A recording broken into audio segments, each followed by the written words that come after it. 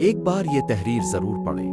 ہمارے ہاں تمیز اور اخلاقیات کے معنی سمجھے جاتے ہیں۔ ایک، مہمانوں کے آنے پر سلیقے سے سجی ٹیبل ہونا۔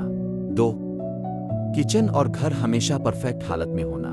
تین، کھانا اور چائے سلیقے سے بنانا کر پیش کرنا۔ یہ تمیز اور اخلاقیات نہیں ہے۔ تمیز اور اخلاق کہتے ہیں: ایک، دوسروں کی پرسنل لائف میں بالکل بھی دخل اندازی نہ کرنا۔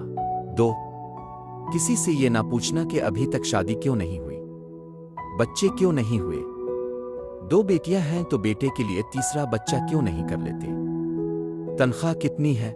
تین، بغیر اطلاع کسی کے گھر نہ جانا۔ چار، کسی بھی بچے کو ٹافی یا کوئی بھی کھانے کی چیز والدین کی اجازت کے بغیر نہ دینا۔ پانچ، کسی کے بنائے کھانے میں نقص نہ نکالنا۔ چھ، کسی کی کمی کا مذاق نہ اڑانا۔ سات، غلطی کی اصلاح سب کے سامنے نہ کرنا۔ آٹھ، عیوب کی پردہ پوشی کرنا۔